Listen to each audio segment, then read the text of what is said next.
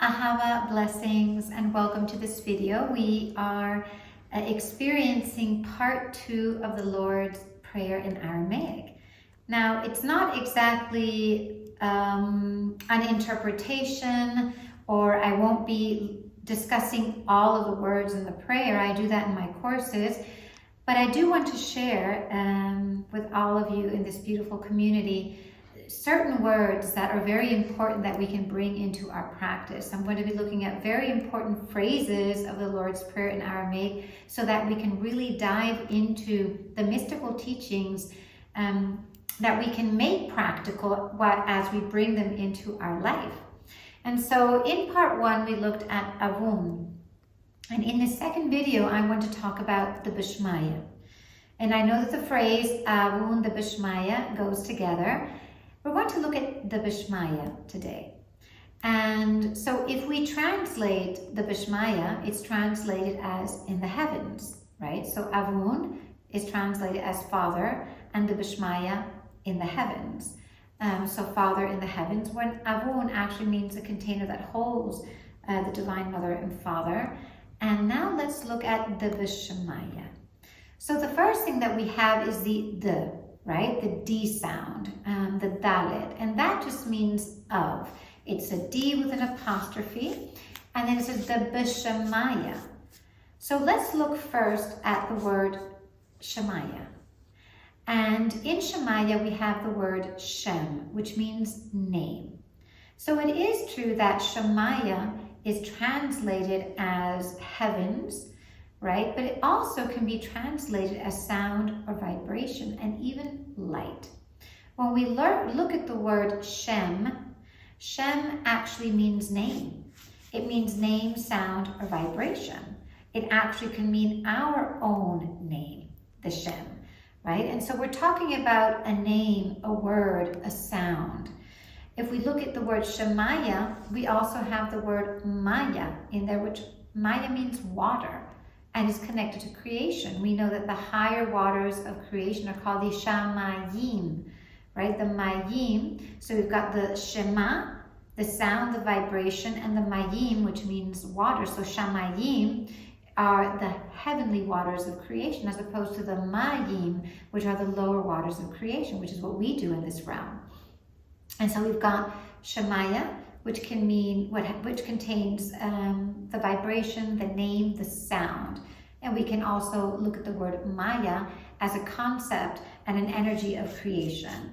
And then we have Avun de Bishaya. The interesting part of this word is the beit, which never really gets translated. The beit is the second letter of the Aramaic Hebrew alphabet.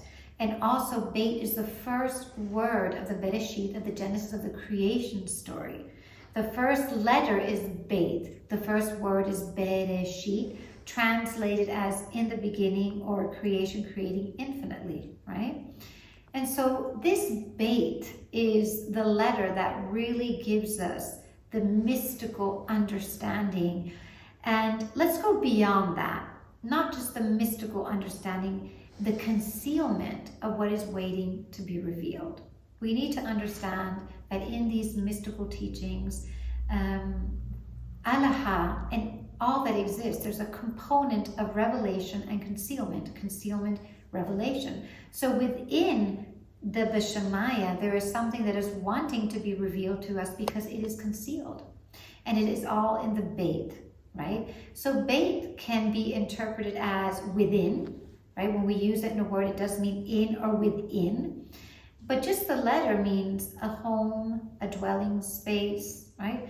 A temple, what is being birthed, right? What is being birthed, what is coming through, and what is being manifested. Because beit always deals with manifestation.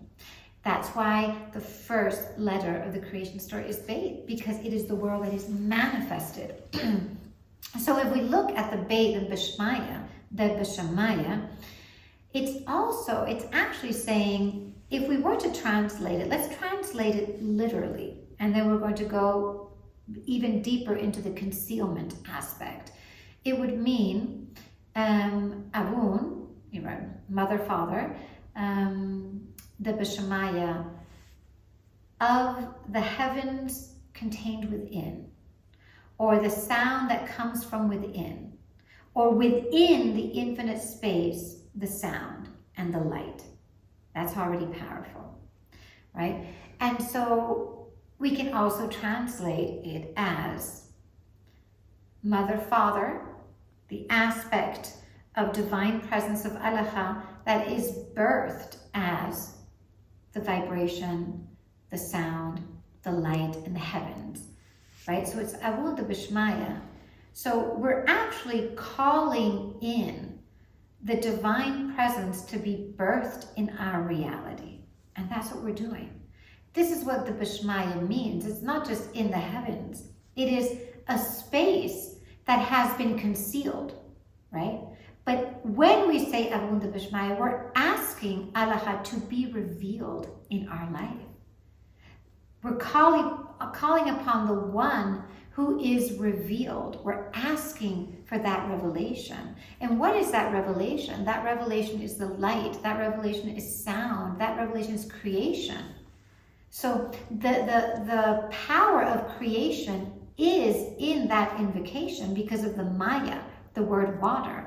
So we're actually calling in Allah, divine presence, the Awun, right? Awun, who is birthed as well, who is not only in the heavens and contained in that space, that powerful infinite space of light, but that also is here, that is birthed. And that birthing process implies creation. It implies the power of creation, the power of the light. And so when we say the first two words of the Lord's Prayer, Awun the Bishmaya, we're not just giving our father, our mother a title, right? Our father, our mother, Awun, Allah, who are in heaven, you are in heaven. We're actually saying, you who come from the concealment of the infinite vibration of light, of heavens, right? Of sound, of creation, but you who is also birthed in this world, who is also present and manifested in this world. And so we're not just giving the Awun a title, right? We're also asking Awun to come, right? It is believed that in the Lord's Aramaic prayer, all of the mysteries of the cosmic intelligence are contained in this prayer. When we say this prayer every day, we're connecting with these mystical teachings and these creation frequencies, and we're actually activating our energy field and our creation energy with these powerful words, right? There's something called the sound current, right? And so there's a sound frequency and there's a sound current. The sound frequency is what we feel when we say Awun the Bishmaya. And say it with me, Awun the Bishmaya. I'm going to pronounce the Bishmaya because somebody asked me to pronounce it. And thank you for giving me that beautiful feedback. So it's the, just repeat after me, the Bishmaya, the Bishmaya, the Bishmaya. So when we say the Awun the Bishmaya, we can repeat Awun the Bishmaya, we can feel the frequency of the words, right? Especially with the breath. If we inhale, Awun the Bishmaya, inhale. Awun the Bishmaya, inhale. Exhale, Awun the Bishmaya. So we can feel that frequency. We're already activating that creation frequency. The thing is that if we say it enough, right? Imagine we say it for 3 minutes. Imagine we say it every day. Imagine we say the Lord's Prayer every day. That sound frequency becomes a sound current. And the sound current is the energy that we start to create with. It is the energy that we're holding, right? There's a purification process in our energy field. There's a purification process in our minds. There's a purification process in our words and even the way we sound. Because our sound is the part of us that is infinitely connected to the light. It's not part of this 3D realm. The thing is that our sound is suffocated by the dense layers that we allow ourselves to carry in this life. But through the practice of sound vibration, through the practice of toning the Lord's Prayer, we can actually connect with the true sound of our soul, right? Which is connected to the light. And so this is the sound current. And this is the power of working with this prayer. So when we say Bishaya, we can say the Bishaya, but Bishaya, Bishaya, the light, the sound, the heavens that are birthed in my life, that are birthed here as well, that I can work with and that we also carry, right? We can also be these powerful vessels to hold this energy. And this is the strength and the power of the word, the Bishmaya. And understand that Beit is a very feminine letter. It is about birthing, it's about creation, it's about the home, right? It is about the Shabbat, the two candles, the Beit, that power to manifest AHAVA, divine presence in our life. And, you know, in a lot of times when we ask ourselves, what is our mission? Because this is a question that has been pondering humanity for many years now, ever since we've had our big awakening process. And in the book of Proverbs, I can't remember right now what line, it says, those who seek God, right? Those who seek God will know their destiny. Not in those exact words, but the word seek is there, right? It's not those who exactly know, right? Or those who follow the law, it's those who seek. And so what we are doing in this practice, we are seeking. We are seeking that divine presence. We are seeking the power of AHAVA manifested in our lives, in humanity, on earth, through the vibration of Yeshua's prayer. So we can bring Bishaya into our life. Bishaya, Bishaya, Bishaya. And so today we're actually going to chant in our practice Avun the Bishmaya, calling upon the Avun, who is contained and concealed within the heavens and then birthed in this reality, right? In this plane, which is the Malkuta, which is the divine kingdom. We just have to activate and access that divine kingdom. And then we call upon the Avun the Bishmaya, so that light of the heavens, that heavenly light can be birthed within us.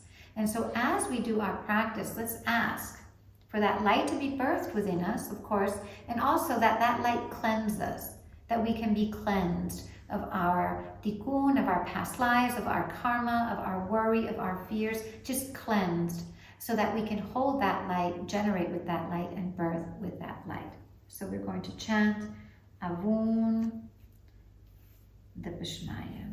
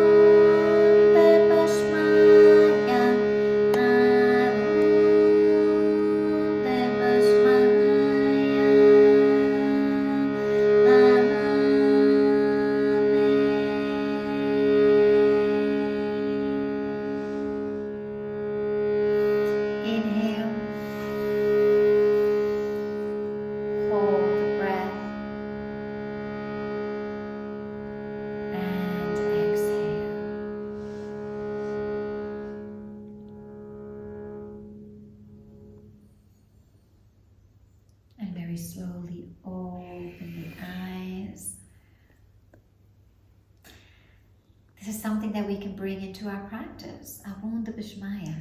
We can do it in the morning, we can do it in the evening before we go to bed. How wonderful to go to bed with that frequency. And that is the frequency that cleanses the subconscious mind, right? Those patterns of the subconscious mind that have to do with our past lives, that have to do with our tikkun process, with our karma. And so I invite all of you to practice just the AHAVA Bishaya.